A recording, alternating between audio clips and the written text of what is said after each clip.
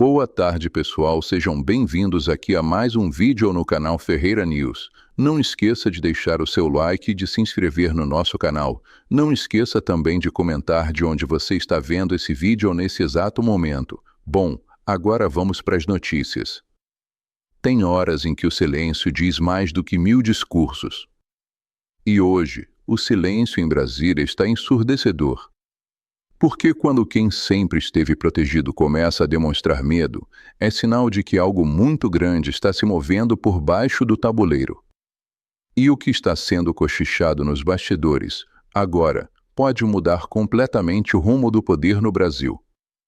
E quando o sistema começa a se proteger, é porque alguém deixou de ser útil. Segura comigo até o final, porque o que eu vou te mostrar agora não está sempre explicado desse jeito em lugar nenhum. E antes de tudo, já deixa aquele like, se inscreve no canal e ativa o sino, porque esse tipo de conteúdo simplesmente some quando incomoda demais. Nos últimos dias começaram a surgir sinais estranhos, sinais que para quem acompanha a política de verdade não são coincidência. São movimentos coordenados, disfarçados e perigosamente calculados. Um cenário onde antigos aliados começam a se afastar, jornalistas mudam o discurso e figuras que antes eram intocáveis passam a ser questionadas pelos próprios criadores. E a pergunta que está ecoando nos bastidores é uma só: o sistema começou a cuspir Lula? Mas calma, porque antes de você tirar qualquer conclusão, você precisa entender uma movimentação que quase ninguém está conectando. Logo após a prisão de Jair Bolsonaro, duas peças centrais do Congresso fizeram algo que ninguém esperava. O presidente da Câmara, Hugo Motta, rompeu com os líderes do governo Lula. No Senado, Davi Alcolumbre fez o mesmo. Rompimento seco, sem diálogo, sem tentativa de conciliação, portas fechadas, telefones que não tocam mais. Isso por si só já seria grave. Mas o que veio em seguida deixou tudo ainda mais estranho.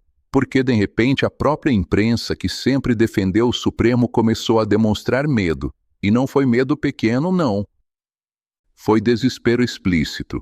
Artigos começaram a surgir dizendo que agora que o golpismo foi superado, o Brasil precisa enfrentar a falta de limites do Supremo.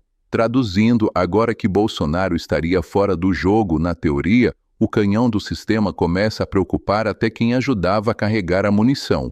E aí vem a primeira pergunta que ninguém está conseguindo responder sem gaguejar. Por que agora? Por que esse discurso não apareceu antes? Por que só depois da prisão de Bolsonaro? O que mudou nos bastidores para que o Supremo, que ontem era intocável, hoje passe a ser tratado como um risco? E segura essa informação, porque ela vai fazer sentido só lá na frente. Pouco depois disso, outro artigo aparece, agora falando que a condenação dos golpistas precisa ser o fim de um ciclo de exceção. Traduzindo novamente, agora que eliminaram o alvo principal, querem frear a própria máquina que ajudaram a criar. Porque o canhão pode virar. E quando o canhão vira, não escolhe partido. E aqui entra um detalhe que quase ninguém gosta de lembrar. Alexandre de Moraes não nasce no colo da esquerda. Ele tem raízes profundas no PSDB. Foi apadrinhado politicamente por tucanos.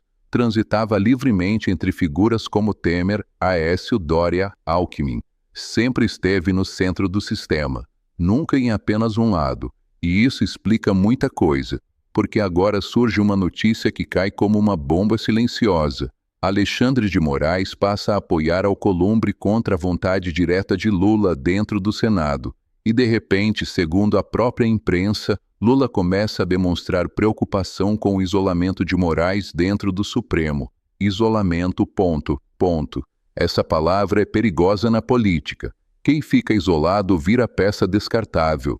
E aí começam a surgir os sussurros. Será que Lula foi apenas mais uma peça usada?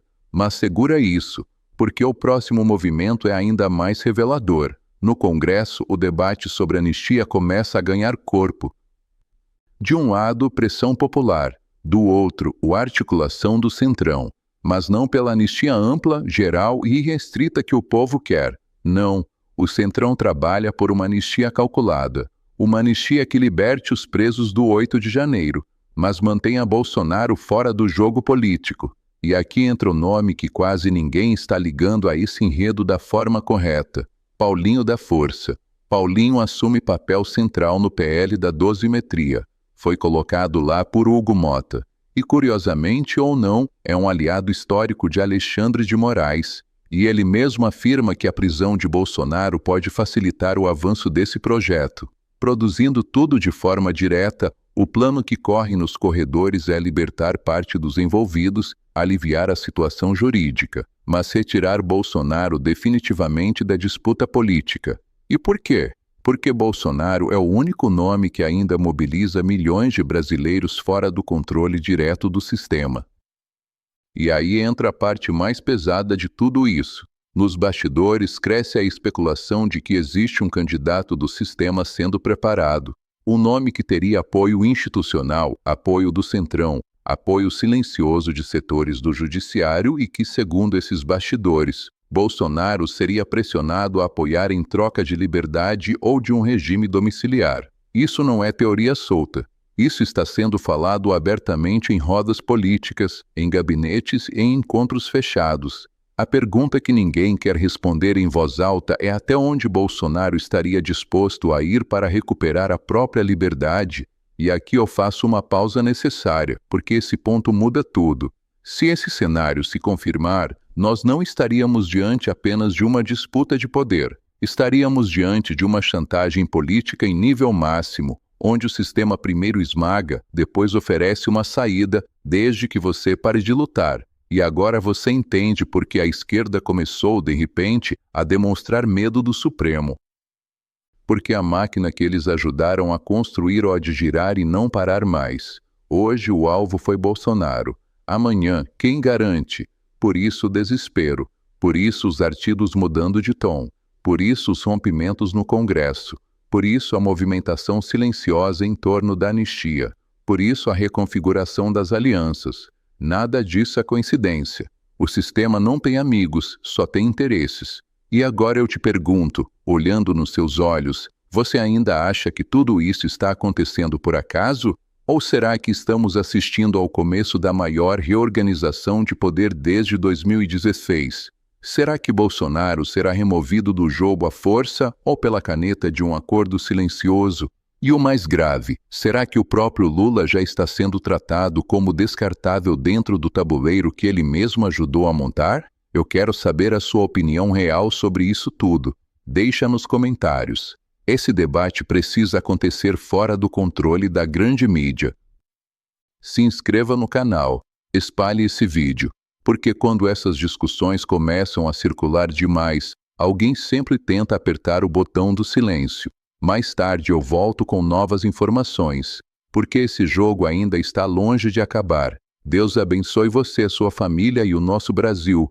E até o próximo capítulo dessa história que está apenas começando, e não esqueça de compartilhar muito esse vídeo e deixar os seus comentários ok. Boa tarde!